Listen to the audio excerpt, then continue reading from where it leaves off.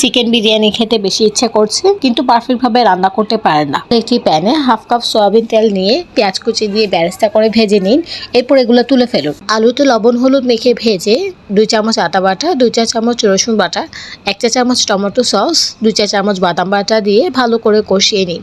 মশলার যাতে কাঁচা গন্ধ না থাকে ভালো করে কষিয়ে সামান্য পানি এবং 1 চা চামচ মরিচের গুঁড়া, 1 চা চামচ ধনিয়ার গুঁড়া, স্বাদ মতো লবণ দিয়ে 1 প্যাকেট রাঁধুনি বিরিয়ানি মশলার অর্ধেক আধা কেজি পরিমাণ মাংস দিয়ে দিচ্ছি। আমি এখানে মুরগির মাংস নিয়েছি, আপনারা চাইলে একই নিয়ম ফলো করে গরুর মাংস দিয়েও করতে পারেন। 2 টেবিল চামচ টক দই ভালো করে ফেটিয়ে দিয়ে দিচ্ছি আর ভেজে রাখা পেঁয়াজ বেরেস্তাগুলো দিয়ে দিচ্ছি।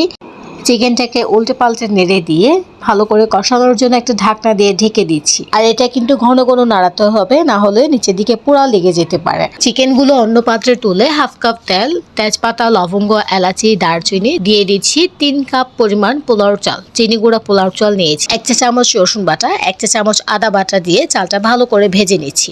আর চাল ভালো করে ভাজা হলে কিন্তু বিরিয়ানিটা দেখতে ভালো লাগবে আর এটা অনেক ঝরঝরা হবে।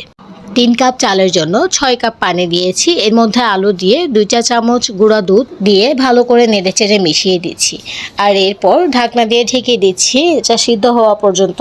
এরপর কিছুটা পানি থাকা অবস্থায় মাংসটা আমরা এখানে দিয়ে দেব, দিয়ে ভালো করে নেড়েচেড়ে মিশিয়ে নেব। পানি টেরে গেলে চুলা একেবারে লো আঁচে রেখে আমরা ভাতটা দমে দিয়ে দেব। এরপর তৈরি হয়ে যাবে আমাদের খুব সুস্বাদু চিকেন বিরিয়ানি।